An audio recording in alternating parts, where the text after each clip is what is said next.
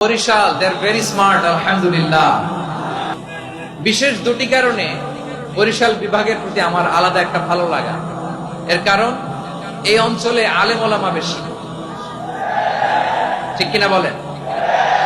আজকের এই প্রোগ্রামে অনেক কওমি মাদ্রাসার মুহতামিম সাহেবরা এসেছেন, আমি শুনেছি। আলিয়া মাদ্রাসার প্রিন্সিপাল হুজুররা এসেছেন, খতিব সাহেবরা এসেছেন, ইমাম সাহেবরা এসেছেন, মুয়াজ্জিন সাহেবরা এসেছেন। এই বিভাগে আলেম ওলামা বেশি। তার প্রমাণ, এখানে এই বরিশালের ভেতরে আছে সারসিনা দরবার, ঠিক কিনা বলেন? অনেক হাক্কানি একটা দরবার।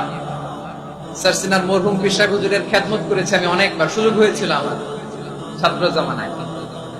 তো ওনাদের মাদ্রাসা কেন্দ্রিক অনেক খেদমত, আলহামদুলিল্লাহ। তারপর এই বিভাগে রয়েছে চরমোনাই দরবার, ঠিক কিনা বলেন? ওনাদেরও বিশাল মাদ্রাসা, ধর্মীয় অঙ্গনে, মাদ্রাসা অঙ্গনে, রাজনৈতিক অঙ্গনে ওনাদের অনেক খেদমত। তারপরে এখানে আছে ঝালকাঠি এনএস কামিল মাদ্রাসা। আমরা কায়েদ সাহেব হুজুরের কথা শুনেছি, আল ইত্তেহাদ মা আল ইখতিলাফ, মতবিরোধের সাথে ঐক্য, অসাধারণ কথা। তো এই সমস্ত বড় বড় আল্লাহওয়ালাদের আগমন এই ভূখণ্ডে হওয়ার কারণে এখানে ধর্মীয় বিশৃঙ্খলা, মারামারি কম, আছে ঐক্য, ঠিক কিনা বলেন?